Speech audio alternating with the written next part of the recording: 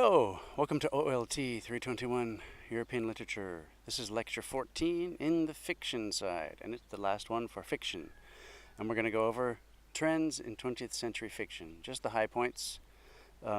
This particular chapter in the course material is a bit thin and a bit weak. However, it has some important stuff. We're going to talk about the influences on 20th century literature. What is modernism? We're going to talk about social realism, and finally, postmodernism. Okay, so influences on 20th century literature. So you know the 20th century was full of big changes which influenced literature, such as wars, technology, inventions, things people could never have imagined even 20 years before. One of the influences on 20th century literature was psychoanalysis. Sigmund Freud wrote about psychoanalysis. It's a branch of psychology that studies the unconsciousness of human life, the unconscious drives, what secretly drives us. And writers became more interested in the unconscious part of life as a result of this. Another influence was Marx and Lenin, not the singing duo that do the tap dancing, but the fathers of communism and Soviet Republic. They also influenced writers, especially in Soviet fiction, which was called socialist realism. Marxism emphasized the economic factors of cultural work, such as literature.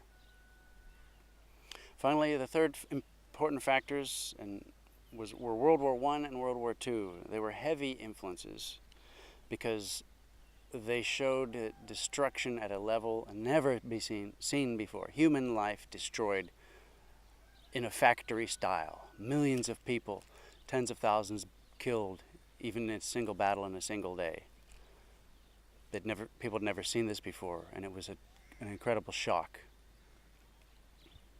Okay, modernism. By the way, I have PowerPoints on these on the Moodle. For more details, you can get a bit more in-depth information. So anyway, modernism.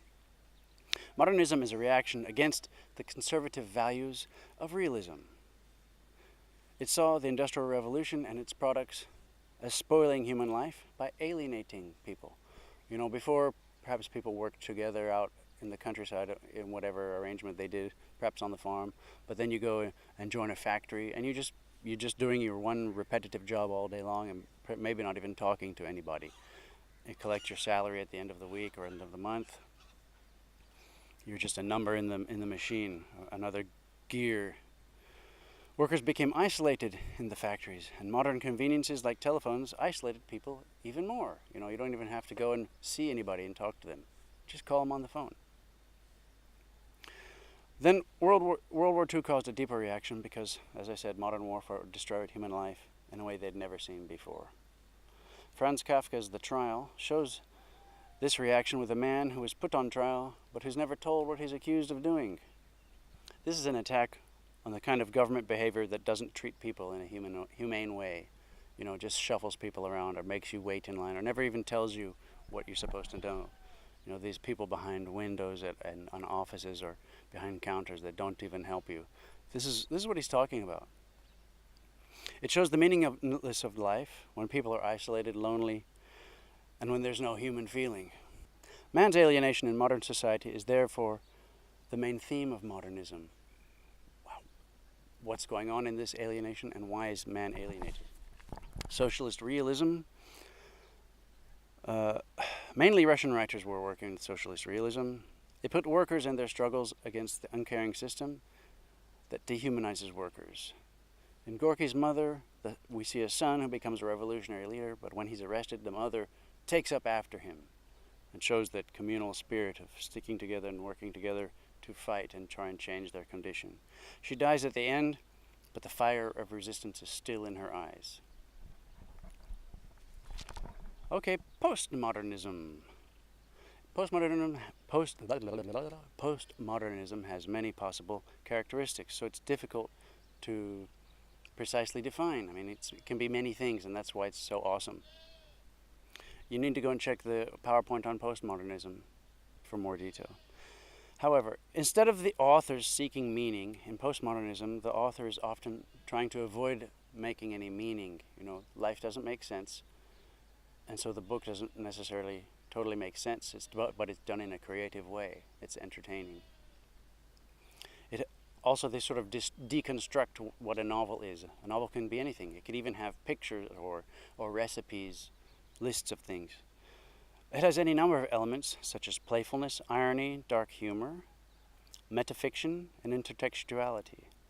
Metafiction is where the author who's writing the story starts writing about the process of writing or discussing it in the story. Sometimes it's the narrator who's writing the story and then starts talking about, the process of writing, but sometimes it's the author who intrudes and is even possibly addressing the reader. And you remember Flaubert and other writers, they tried to remove the author from that. Now the author's back with a vengeance, writing hard. Intertextuality is quite interesting, and once you think about it, it's kind of hard to think of novels without it. Intertextuality is when the author makes references to other works of art within the story. And it shows that the work doesn't exist in isolation. It's like in those scary movies where it's like these people who go into the scary house like they've never seen a scary movie before and they don't know something's inside that's going to kill them. I mean, come on, how stupid can you be? Of course you've seen those movies. So, it's like that. It takes into account other works of art and their existence.